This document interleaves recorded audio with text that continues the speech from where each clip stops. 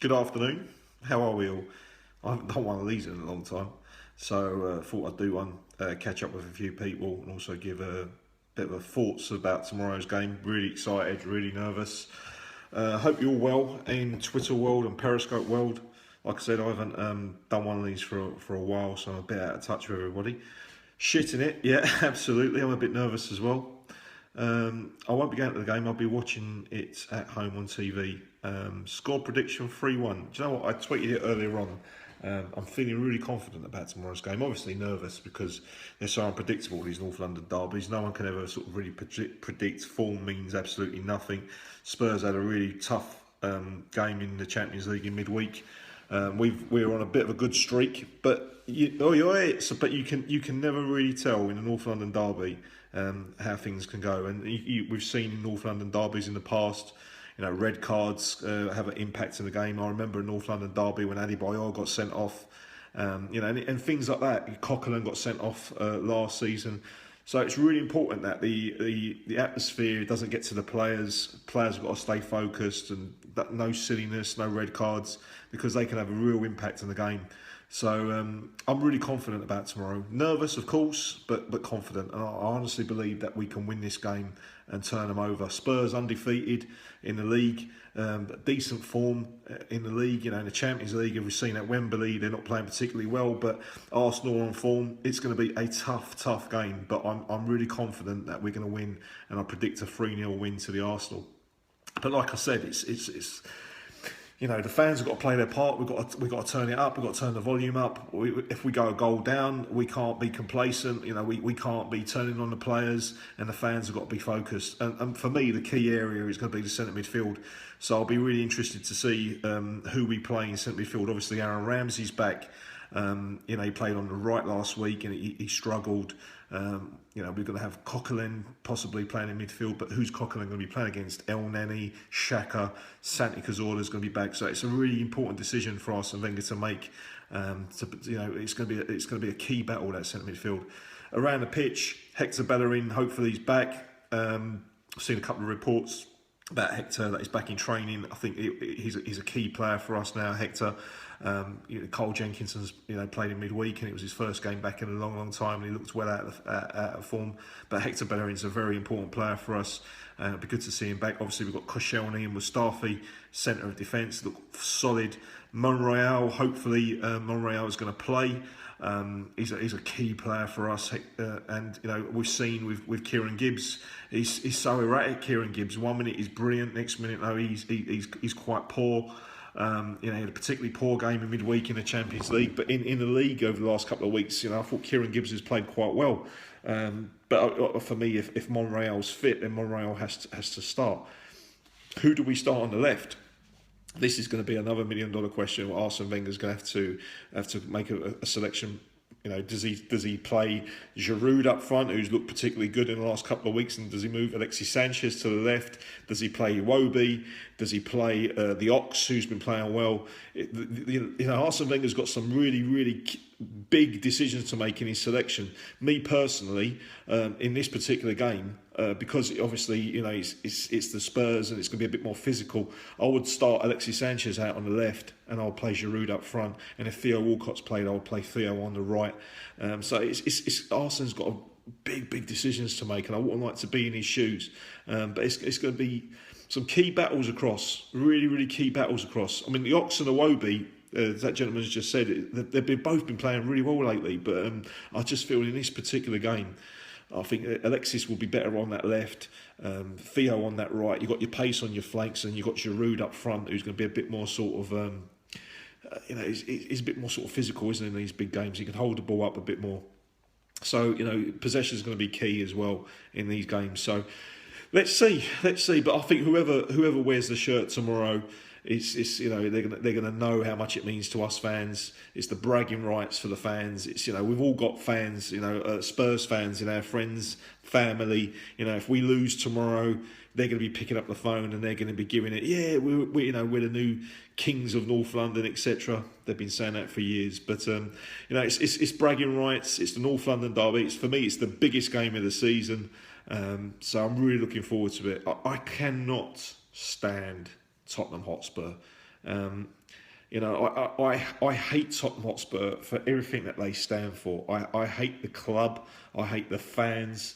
I hate previous players. I mean, I watch some of the, the pundits now, and the fact that they played for Spurs, and people like Jermaine Genius and Gary Lineker and people like that. I can't stand these previous Spurs players because they really irritate me. I mean, when I look at Spurs, from my childhood, and I remember, what's up, mate? I remember like scummy players that used to play for them, like Pat Van Den Hauwe was an absolute scumbag.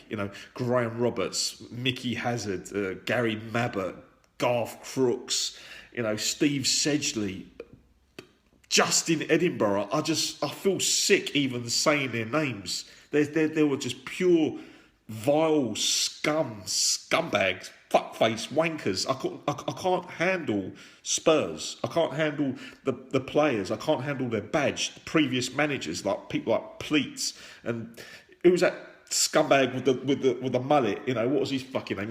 Jerry Francis. Christian Gross and that big Dutch fuck. I can't stand them. I hate Tottenham. I hate the badge. I hate the colours. I hate the pitch. I hate their fans. I hate absolutely everything about them. The fans are the worst, because I grew up in Ganks Hill, which was a massive Spurs fan base, and I used to go to school with all these fucks.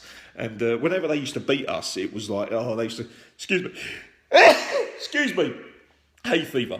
But whenever they used to beat us, they used to come back to school and like really wind us up. I remember the Gaza semi-final when they beat us. That was probably one of the worst days of my life, And then when we beat them, it would be like, yeah, so what? We beat you a couple of years ago, They were just always giving it the big un, these Spurs fucks, And even for the last 20 odd years, they've been like, whenever they're above us, it's always like, oh yeah, this is our time, mind the gap, and yeah, we're going to take over, we're new kings of North London, fuck off, you know what I mean? It's things like that which irritate me about the Spurs, is because they're constantly giving it large. And then, obviously, they always choke. And then when you give it the big un to them, they're like, oh yeah, fucking, they ain't got nothing to say. So, look, over the years, Arsenal have definitely had the upper hand when it comes to sort of like league titles and cups and league positions and things like that. And there's no doubt that Spurs are improving. Slowly, they are improving. This season in particular, I mean, they're up there again because they're unbeaten.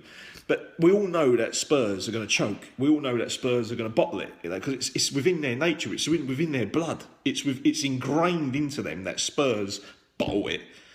So... But we can't get complacent. We can't.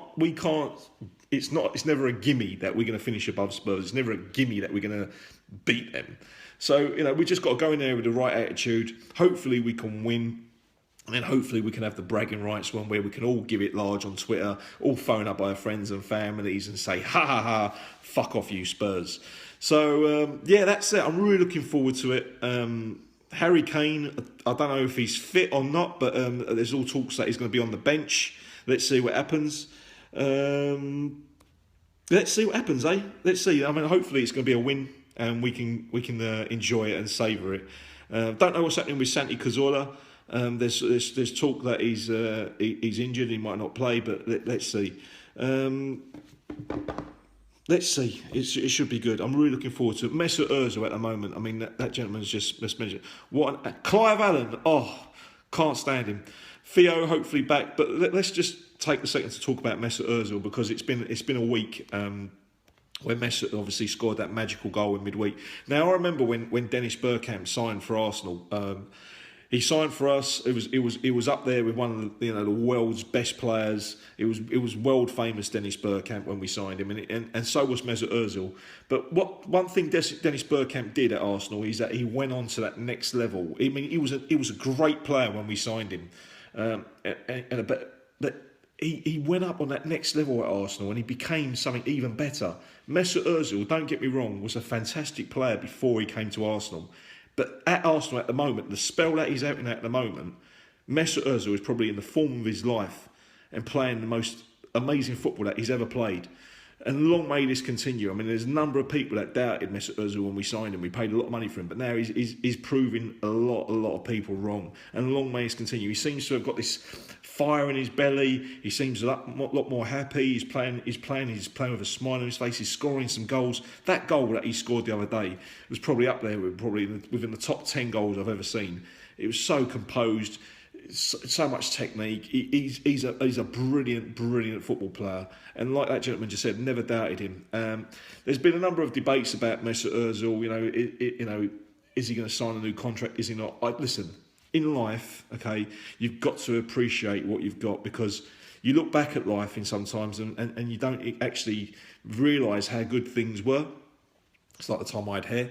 But honestly, it's like the time when we had Thierry Henry playing for us, the time we had Patrick Vieira playing for us, the time when we had Dennis Bergkamp playing for us. These are great memories, and you look back at them and smile. The time that we've got now, with Mesut Ozil playing for the Arsenal, we should be cherishing every single game that lad wears a shirt and plays for Arsenal, because I tell you what, in years to come, we're all going to look back and we're going to think, bloody hell, we had this genius playing for us. He's an absolutely world-class player, and it's an absolute privilege to have Mesut Ozil playing for the Arsenal. So that is that. Like I said, it's been a long time since I've done one of these Periscopes, so I just wanted to catch up with you all. I came off Twitter for a bit. I stopped doing the Arsenal Fans TV. I'm doing really good. I hope you're all doing well as well. Score prediction for tomorrow, I'm going for Arsenal 3-0. I'm really confident, providing, of course, that there is no silly red cards. I hope Francis Coquelin's learnt his mistakes and no diving in and getting an early booking and then he's walking on eggshells for the next 90 minutes. So, anything can happen in these North London derbies, because obviously we've seen players losing their rags and fighting, etc. Like I said earlier on, we see it with Adebayor a couple of years ago. So it's really important that the fact the players keep their mentality, don't do nothing stupid. And if we get off to a good start, then the floodgates can open and we can really hammer them tomorrow. So I'm looking forward to it. I think we're going to win 3-0, but at the end of the day, I will take a 1-0, scrappy 1-0 victory, because at the end of the day, it's Arsenal Spurs. It's the biggest game of the season for me, and I can't wait. And I'm confident that we're going to win. Giroud up front. I would start Giroud up front for tomorrow, and I'd play Alexis on the left. But let's see. Arsene Wenger's got big selections to make. Who's he going to play in midfield? It's in centre midfield. It's going to be a key battle. El Nenny's played very well over the last couple of weeks. Could he start? Xhaka. He's playing well. But there's concerns about Xhaka's temperament. Ramsey's been. He's back now. But is he ready for a North London derby? It's a big decisions for Arsene. Big decisions. Me personally, I would play Coquelin and I would play El Nenny. But let's see what happens tomorrow. But listen, I hope you've all been well. And like I said, I've come off Twitter for a bit. I've spent some time sort of just trying to come off and just sit back and analyse a few things. Realise, thank you, it's good to be back. I've stopped doing the Arsenal Fan TV extra. Want to thank Robbie for the opportunity for allowing me to do that. It was really good. I really enjoyed it, but it was just taking up so much of my time. After the games, I had to quickly, rush to the PC. I had to set everything up. I had to get the callers ready. I really wasn't really.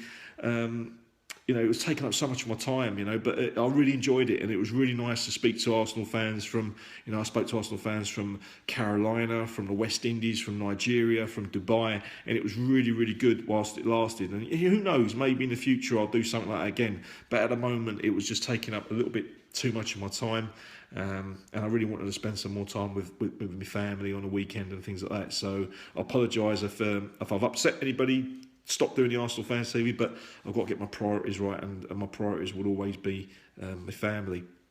I won't be going tomorrow, unfortunately. I'll be watching it on the telly, and I'll be obviously updating my tweets and updating everything live and direct from my sofa watching the game. So I hope you all enjoy the game tomorrow. If you go into the game, be good, be the 12th man for the Gunners, turn up the volume.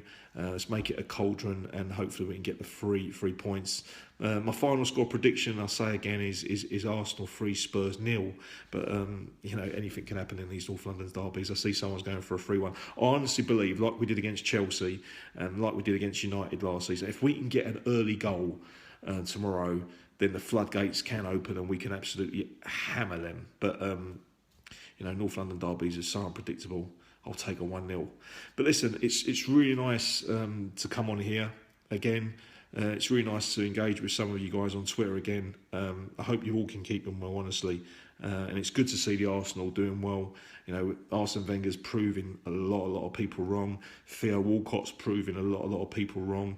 And that's what it is in life. We've all got opinions in life, but it's we're no experts, and all we're doing is we're giving our opinions and things like that. And it's just great to see Arsenal doing well, and it's really nice to see a few people, eating humble pie and admitting that they were wrong as well, people like myself.